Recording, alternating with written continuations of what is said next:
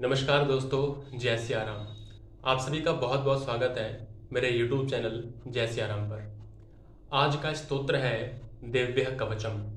जो माता दुर्गा का एक कवच है। पहले हम इस स्तोत्र को पढ़ लेते हैं, उसके बाद मैं अंत में आपको इसके पढ़ने के क्या क्या लाभ हैं वो बताऊंगा। चलिए शुरू करते हैं। ओम सर्वमांगल्य मांगल्ये शिवे सर्वार्थ साधते शरण्ये त्र्यंबके गौरी नारायणी नमस्तुते। ओम अतः दिव्यः कवचम्। ओम अस्य श्रीचंडी कवचस्य ब्रह्मा ऋषि अनुष्टुप् छन्दः चामुण्डा देवता अग्न्या सूक्तमातरो बीजं दिग्बन्धः देवतास्तत्त्वं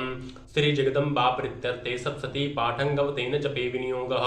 ओम नमश्चण्डिकाय मार्कण्डेय उवाच। ओम यद्गुह्यं परमं लोके सर्वरक्षाकर्मृणां यन्नकस्यचिदाखात्यं तन्मे ब्रूहि पितामहः। ब्रह्म उवाच। अस्ति गुह्यतमं विप्रः सर्वभूतोपकारकं दिव्यस्तु कवचं पुण्यं तच्छृणस्य महामुने। प्रथमं शैलपुत्री च द्वितीयं ब्रह्मचारिणी तृतीयं चन्द्रघण्टेति कुष्माण्डेति चतुर्थकं पंचमं स्कन्दमातेति षष्ठं कात्यायनीति च सप्तमं कालरात्रीति महागौरीति चाष्टमम् नवमं सिद्धिदात्री च नवदुर्गः प्राकृतितः उक्तान्यतानि नामानि ब्रह्मणेव महात्मना अग्निना दहामानस्तु शत्रुमध्ये गतोरणे विस्मये दुर्गमे चैव भयातः शरणं गतः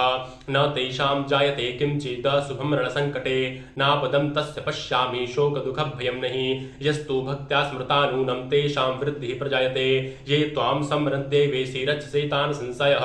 प्रेत संस्था चामुण्डा वाराही महिषासना ऐन्द्रियगज समारूढ़ा वैष्णवी गरुडासना माहेश्वरी वृषारूढ़ा कौमारी शिखिवाहना लक्ष्मी पद्मासना देवी पद्महस्ता हरिप्रिया श्वेतरूपधरा देवी ईश्वरी वृषवाहना ब्राह्मी हंस समारूढ़ा सर्वाभरणभूषिता इत्येता मातरा सर्वयोग समन्वितः नानाभरण सौभाड्या नाना रत्नोपशोभितः दृश्यन्ते रथमारूढ़ा दिव्यः क्रोध समाकुलः शंखं चक्रं गदां शक्तिं हलं च मूसलायुधं खेटकं तोमरं चैव परशुं पाशमेव च कुन्तायुधं त्रिशूलं च सारंगमायुधमुत्तमं दैत्यानां देहनाशाय भक्तानां भयाय च धारयन्तायुधा नित्यं देवानां च हिताय वे। नमस्तेस्तु महारौद्रे महाघोर पराक्रमे महाबले महोत्साहे महाभय विनाशिनी त्राहि मां देवी दुष्प्रेक्ष्य शत्रूणां भयवर्धिनी। प्राच्यां रक्षतु मामेन्द्रि अग्नेयाम् अग्निदेवता दक्षिणोऽवतु वाराही नैऋत्यां खड्गधारिणी प्रतीच्यां वारुणी रक्षेद्वायव्यां मृगवाहिनी उदिच्यां पातकौमारी ईशान्यां शूलधारिणी ऊर्ध्वं ब्राह्मणी मे रक्षेत् अस्ताद्वैष्णवी तथा एवं दशदिशो रक्षे चामुण्डा सववाहना जया मे चाग्रतः पातु विद्या पातु पृष्ठतः अजिता वां पार्श्वे तु दक्षिणे चापराजिता शिखामूर्धोतनी रक्षेदुमामूर्धनि व्यवस्थितः मालाधरी ललाटे च भ्रुवो रक्षेद यशस्विनी त्रिनेत्रा च भ्रुवो मर्धेयव घंटा च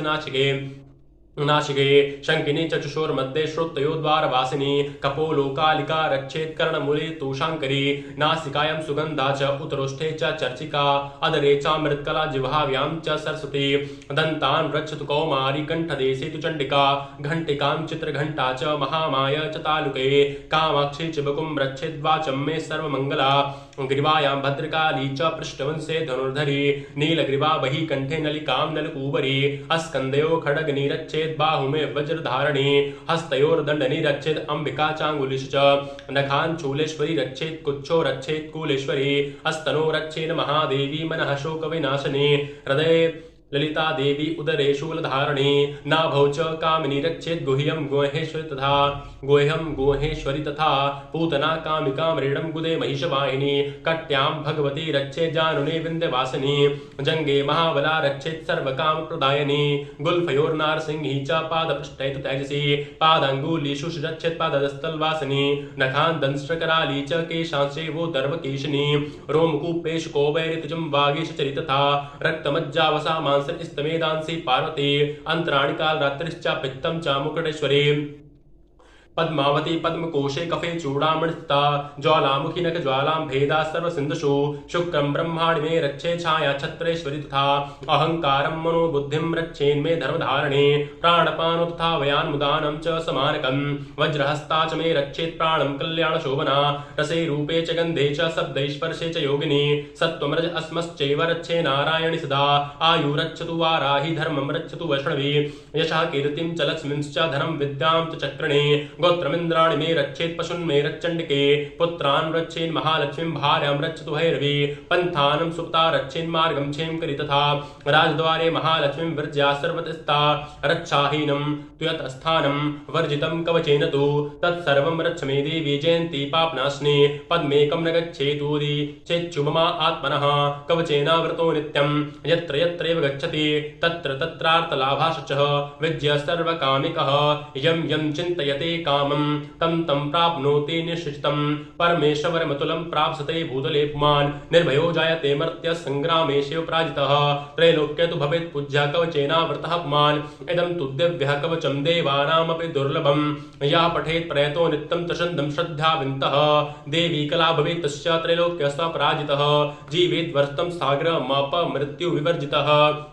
नश्यन्ति व्याधः सर्वे लूता विस्फोटकादयः अस्त्वारं जगं चैव कृत्यं चापि दिवसम् अभिचारणी सर्वाणि मन्त्रयन्त्राणि भूतले भूचरा खेचरा श्रचैव जलजा श्रचोपदेशिकः सहजाकुलजा माला डाकिनी शाकिनी तथा अन्तरिक्षाचरा घोरा डाकिनीश्च महाबला ग्रहभूतपिशाचा सृचा यक्षगन्धर्वराक्षसा ब्रह्मराक्षसवेतालः कुष्माण्डा भैरवादयः नश्यन्ति दर्शनाथस्य कवचे हृदय संस्थे मानोनन्ति भर्वेदराज्ञ अस्ते जो वृद्धिकरं परम् यशसा वर्धते सोपी कीर्ति मंडित भूतले जपे सप्सतिं चंडी कृत्वा तु कवचं पुरः यावद् भूमण्डलं धत्ते स शैलवकान्नं तावतिष्ठति मे दिन्यां सन्ततिः पुत्रपौत्रिकी देहान्ते परमम् अस्थानं यत्सुरैरपि दुर्लभं प्राप्नोति पुरुषो नित्यं महामाया प्रसादतः लभते परं रूपं शिवेन सामूर्ते ओम इति दिव्यः कवचं संपूर्णं बोले श्री दुर्गे मैया की जय, माता भगवती मैया की जय। ये देखिए दोस्तों, ये इसकी फलश्रुति है, यानी कि कवच को पाठ करने का क्या फल है वो बताया गया यहाँ पे। कवच के द्वारा सब ओर से सुरक्षित मनुष्य जहाँ भी जाता है वहाँ उसे धन लाभ होता है तथा संपूर्ण कामनाओं की सिद्धि करने वाली विजय की प्राप्ति होती है। वह जिस अभिष्ट वस्तु का चिंतन करता है वह उसको निश्चय ही मिल जाता है। कवच से सुरक्षित मनुष्य निर्भय हो जाता है, युद्ध में उसकी पराजय नहीं होती है। देख लीजिए, जो भी व्यक्ति इस कवच को पढ़ता है वो अगर युद्ध करने जाए तो उसकी पराजय नहीं होगी, वह तीनों लोकों में पूजनीय होता है। देवी का यह कवच देवताओं के लिए भी दुर्लभ है, यानी कि यह कवच जो हम पढ़ रहे हैं ये देवता नहीं पढ़ सकते हैं, खाली हम मनुष्य ही पढ़ सकते हैं। अब यहाँ देखिए, ये बहुत अच्छी बात है, जो प्रतिदिन नियम पूर्वक तीनों संध्याओं यानी सुबह दोपहर और शाम के समय श्रद्धा के साथ इसका पाठ करता है उसे देवी कला प्राप्त होती है तथा तीनों लोकों में कहीं भी पराजित नहीं होता है। जो भी व्यक्ति इसका 3 संध्या सुबह दोपहर और शाम पाठ करता है वो कभी भी पराजित नहीं होता है। इतना ही नहीं, वह अपमृत्यु से रहित यानी कि अकाल मृत्यु से रहित 100 वर्षों से अधिक जीता है, यानी कि 100 से भी ऊपर की आयु तक जीता है वो बंदा। उसकी मकरी, चेचक और कोढ़ आदि संपूर्ण व्याधियां नष्ट हो जाती हैं। इसके बाद जो लिखा हुआ है, सांप, ठीक है, विष, बिच्छू आदि के काटने से चढ़ा हुआ जंगम विष तथा अहिफेम और तेल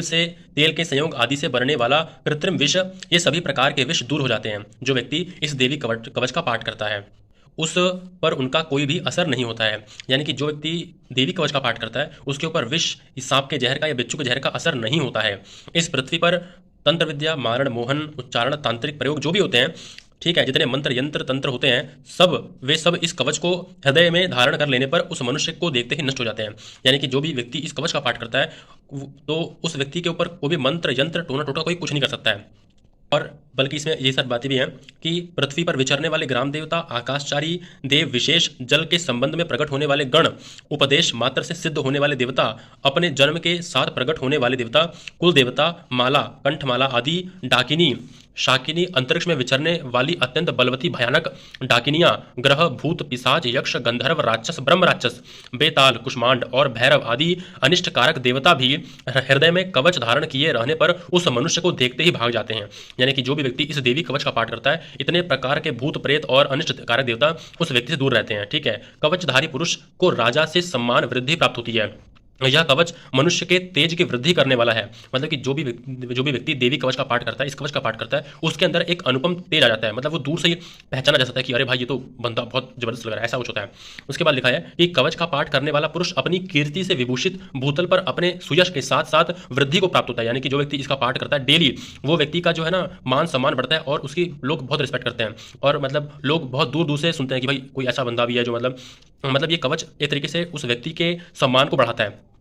उसका यश फैलता है दूर दूर तक। जो पहले कवच का पाठ करता है, यानी कि पहले देवी कवच का पाठ करता है, उसके बाद सप्तशती चंडी का पाठ करता है, यानी कि 13 जो अध्याय हैं जिसमें महिषासुर वध, रक्त बीज वध, उसका पाठ करता है, उसकी जब तक वन पर्वत और वन काननों सहित यह पृथ्वी टिकी रहती है, तब तक यहाँ पुत्र पौत्र आदि कुल की परंपरा बनी रहती है। यानी कि जो व्यक्ति इस देवी कवच का पाठ करता है और उसके बाद 13 अध्यायों का पाठ करता है,